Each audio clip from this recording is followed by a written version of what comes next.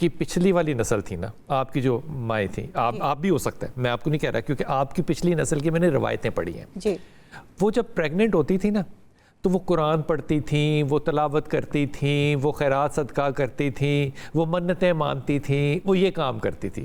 اب جو ہماری نسل ہے وہ ڈرامے دیکھتی ہے، وہ میوزک سنتی ہے، وہ کرتی ہے کوئی پتہ نہیں کون سے بیبی شاور کے کیا ٹائپ کی کوئی چیزیں ہیں نا، وہ شاوریں کرتی ہیں، وہ یہ۔ اب جب ماں کی ذمہ داری جو ہے وہ مذہبی رجحان کے بغیر پرسیو کیے بغیر کنسیو کیا اس نے، تو اگلی اولاد سے پھر آپ کی توقع جو ہے وہ یہی ہوگی جو یہ نسل ہم نے پیدا کی ہے۔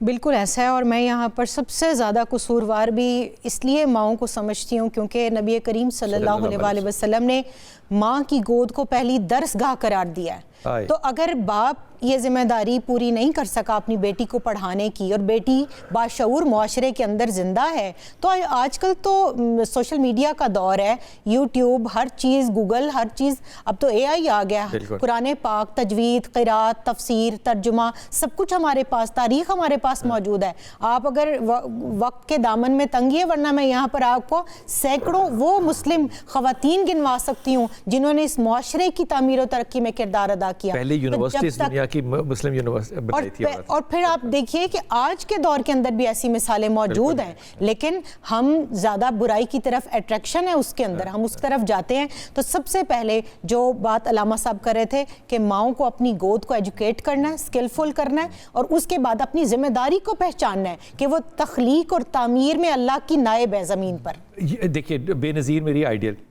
بے نظیر نے اچھے بچے تربیت دی، بے نظیر کا کردار بے داغ۔ اب آج کے فوراً ایک جمپ لیتے ہیں آج کے دور میں فاطمہ جنہ کی طرف نہیں جا رہا، مریم نواز لکھی، وہ بھائی 24 میں سے 26 گھنٹے مصروف رہتی ہے، لیکن صفدر جو ہے وہ با ادب بچہ ہے۔ یہ مائیں بھی تو ہے نا یار، ان کی مسالے کیوں نہیں لیتی جو کہ سوشل میڈیا سے حکومت کر سکتے ہیں، تو اولادیں کیوں سے؟ جی جنید کتنا با ادب بچہ ہے نا، اس کا شادی میں اپنی ماں کے ساتھ آنکھیں جھکا کے کھڑے ہونا تھا۔ ابھی جس طرح بہن نے اشارہ کیا نا، میں اسی بات پہ اشارہ کر کے میں بھی بات کنکلوڈ کر دیتا ہوں۔ دیکھیے ماں کے قدموں تلے جنت، باپ جنت کا مین دروازہ۔ کیوں بتائیں؟ اس لیے کہ آپ باپ بن گئے یا ماں بن گئے؟ نہیں، آپ کے کندھوں پہ ذمہ داری تھی ان کی پرورش کی، تربیت کی، انہیں ایک اچھا انسان اور ایک اچھا مسلمان بنانے کی۔ جس نے بنایا اس کے قدموں تلے جنت ہے، جس نے بنایا وہ جنت کا مین دروازہ ہے، اور جس نے اپنی ذمہ داری سے منہ چھپا لیا، وہ اگر یہ کلیم کرتا ہے تو اس کو ذرا سوچنا چاہیے کہ آپ نے ذمہ داری، اپنی جو بھاری ذمہ داری تھی جس کے بعد یہ ریوارڈ تھا، آپ نے وہ ادا نہیں کی، تو پھر ریوارڈ کی طرف کیوں دعویٰ کرتے ہیں؟ میں کوشش کروں گا کہ اس آرگومنٹ کو دوبارہ کیا جائے اور کرتے رہنا چاہیے تاکہ ہماری آئندہ آنے والی نسلیں جو ہے کچھ سبق سیکھیں۔ اگر میرے سے پوچھا جائے نا کہ ایک حل کیا ہے، تو میں پتہ آپ سے کیا ہاتھ باندھ کے عرض کروں گا، برا نہ منائیے گا، میں یہ عرض کروں گا کہ خدا کے واسطے اپنے گھر میں تلاوت قائم کریں۔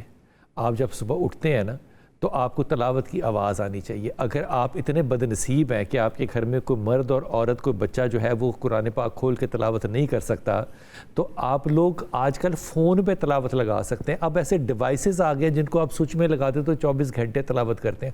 خدا کے واسطے اپنے گھر کے اندر برکت حاصل کرنے کے لیے، تعلیم و تربیت کا جو حاصل ہے، روح حاصل کرنے کے لیے اپنے گھروں میں قرآن کو آواز میں سننے کی کوشش شروع کر کے تو دیکھیں، پھر آپ کو پتہ چلے گا کہ اس کی برکات جو ہے وہ نسلوں تک کتنی دور جائیں گی۔ اپنی دعا میں یاد رکھیے گا، اللہ آپ کو سلامتی دے اور سلامتی بانٹنے والوں میں سے رکھے۔